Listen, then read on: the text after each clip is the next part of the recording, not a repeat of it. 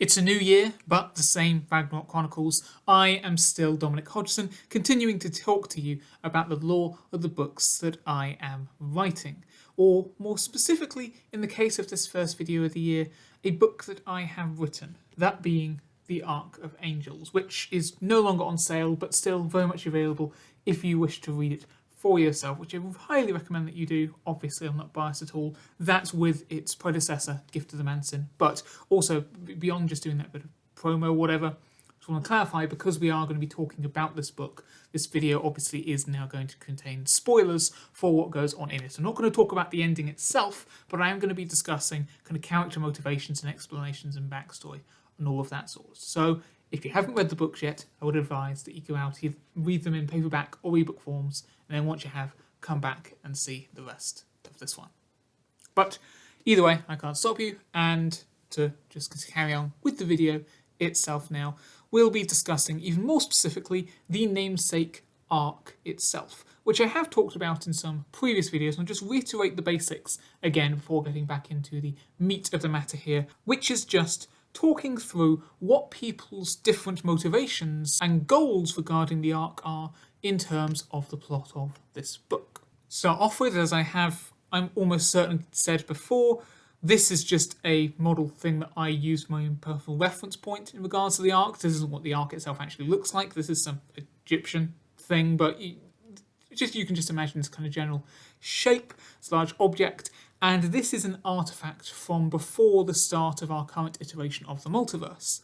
And in the initial state of things in the Alpha realm, what would happen is the souls that obviously give us our lives and go between universe to give us a perception of motion and reality and whatnot, time.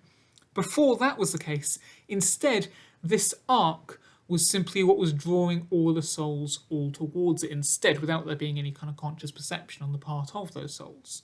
It was only when this Archk was attacked and destroyed, in conjunction with some other circumstances involving the Brethren Lords and the Knellosseum Silent Satellites, that the destruction of this artifact led to those souls kind of being burst outward through the multiverse, and through the Alpha realm at least, and thus they go through the chains of multiverses, giving us our perception of time. Now, because the Archk exists within a single moment, within that single universe in the chain, and because each universe in itself is otherwise static, motionless, unless you're interacting with it with something like hexagon technology, then that kind of moment of destruction is maintained. It's going to stay that way. And therefore, as these souls, as the Borea energy, go around the loop of universes, back around the end, through the beginning again, once they pass through the universe that contains the exploding Archk, they get a new boost of energy, and that's what powers them round through the loop all over again. So with that in mind, therefore, the Archk is very important to maintaining the nature of existence as we have it in the Alpha realm right now. And because of that, that is why the Palantheas, one of the races that we meet in this book, are dead set upon the Archk never being interfered with again, that it should be protected at all costs. That being said, there is a slight hiccup in that, in their confidence in their own way of protecting the Archk, perhaps their defences aren't actually entirely airtight or ironclad. They just believe what we've put down so far is enough. No one's going to be bothering getting past that and just leave it as it is. But overall, regardless of how they go about executing it, the Palantheas' view is that the Archk should be left alone. The Asnemoids, meanwhile, again, another race that we meet specifically in this book, although we have heard it mentioned in the previous one, Gift of the Manson, they don't ultimately care about the Archk specifically, more that the Archk is of interest to other species, most namely the entities, the race of beings that proclaim themselves gods and refuse to go by any more specific name so that they maintain their mysticism in the eyes of everyone who see them. Speaking of which, once those entities do arrive in this universe with the Archk in the book itself, thus triggering the Asnemoids to now go after them again, the entities themselves, well, actually, as a species, they have slightly conflicting views on what should be done in this regard. The majority of the entities in Teopulos, the new cortex, their base essentially in the outer region, they are content to leave everything as it is as well. Just not just specifically to do with the Ark, but existence in general, just to let things run as they are. However, you also have a faction known as the Pro-Ephios, who think that actually no, in order to maintain their dominance, they do need to start giving active retribution against those that might be against them, such as the Asnemoids and so forth.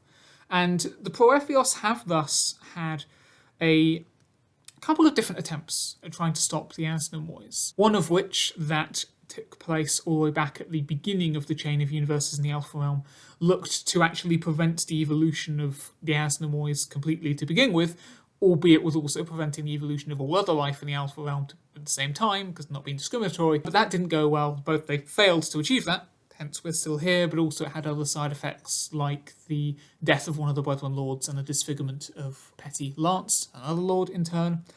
And so now their latest plans, they relate to the Ark itself. And again, this is where we very specifically get into spoiler territory, just a final warning.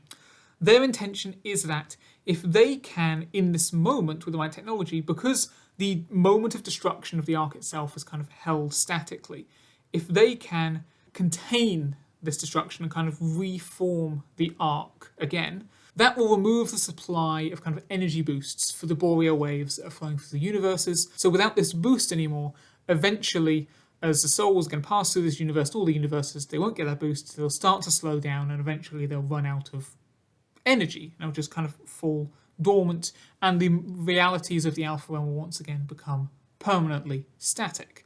And as such, whenever the Asnemoids re-enter real space, if at any time they are also travelling within hexagon technology, which is what they can use to kind of operate outside of the regular flow of time, every time they would fall back into regular space, they would thus become trapped, lost and static. And they would never move again, and that threat therefore is permanently gone. Of course, again, this has pretty much the same side effects on all other life in the Alpha Realm, but again, the entities, or the Pro-Ephios specifically, aren't as worried about that. They just want to make sure that they as entities remain in charge and don't let anyone see that they can be challenged, as they were done by the Asnemoids in the past. So the entities want to basically erase time from our plane of existence. Not great. So how about then our last faction in this story, the Brethren Lords, who throughout this are typically, with your Gryal here, your opposition to the main characters. Well, it turns out they basically want the same thing. The Brethren Lords, throughout kind of the eons of planning, have had a couple of different stratagems in mind, and while they do gear towards one, they try to also see if they can complete others in the meantime, if it would be more profitable, one of which involves the Ark, which basically, to the same ends, if they save the Ark and repair it and stop the flow of time in the Alpha Realm, yes, there'll be big ramifications in the Alpha Realm itself, but also they hope that that will placate the entities. They'll make them content that the Asnemoids are no longer a threat, because based on simulations and predictions that Warren Mars, one of the Brethren Lords, long ago came up with and has verified and so forth, according to those predictions, the entities, if no other solution is found before then, will go after the Asnemoids in a different way, and that attempt would actually lead basically to a large amount of destruction across the multiverse as a whole by byproducts of the method that they use that the entities won't think about beforehand because they're just so single-mindedly focused on just attacking the Asnemoids in this new, more surefire way. So by getting rid of time, by freezing the Asnemoids that way, the entities are placated, the future threat is dissipated. Okay, so now then we've got these two factions, the entities and the Brethren Lords, who both basically want the same thing, to save the Ark, and yet they're in opposition to each other in the book. And this is where now we get into kind of the main crux of the problem here, which will continue to kind of be felt throughout, all the way through to book 4, Tower of the Storm, where it's kind of finally realised in that there is miscommunication and manipulation and deceit within all of their respective ranks, in that the Brethren Lords believe that the entities are trying to permanently destroy the Ark, make it so it could never be repaired, so that they can definitely go ahead with their method of attacking the Asnemoids. They want to remove the easy out to a simpler solution.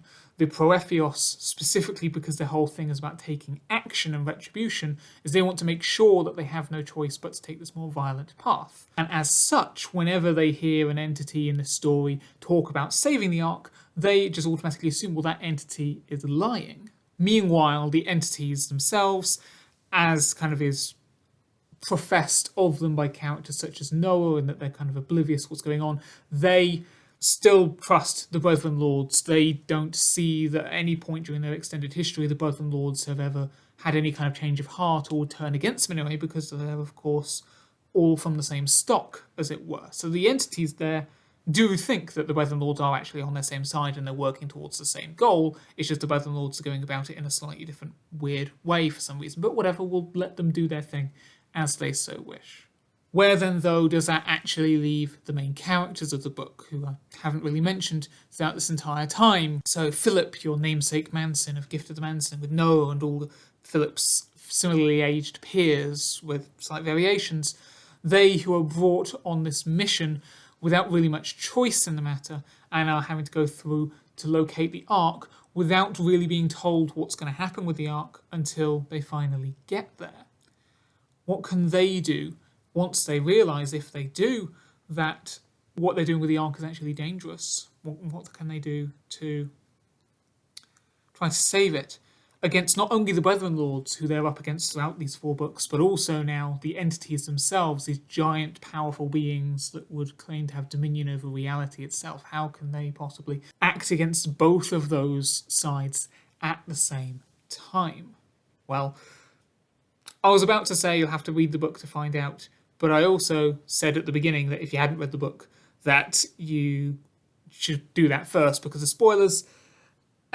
Whatever, still, leave the video up to mystery just in case people have been watching without having read this yet. If that's given you a taste, then I say this is still very much available for you to read again with the previous one, with the other 2 that are going to be coming out this year as well, to tie us back to the whole thing of a new year. Celestial Coup and Tower of the Storm, both coming out. Plan is February, then May, because we're doing it every 3 months. I really hope you're looking forward to those, that you have found this one interesting. This has probably ended up being a bit of a shorter video, but that's okay. We don't always need to go on for lengths at a time. I wasn't delving much into an expansive new branch of the lore, just discussing a side of the conflict within this book itself. Just, yeah, felt like discussing it, to starting off the new year, looking back to this, both looking back through time, per the plot, but also looking back to what has already been released before, and we've also just passed the 1 month kind of embargo on me talking about spoilers and stuff. But usually that 1 month thing refers to the website, dominichodgson.com, as ever, link in the description below,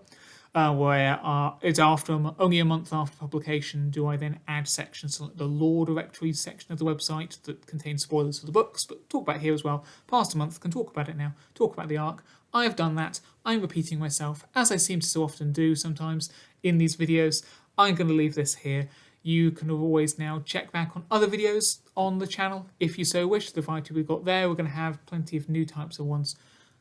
Sure, yeah, we've got plenty of new types of ones coming up in this new year, coming as well. And just until I see you again, just remember to keep on telling stories.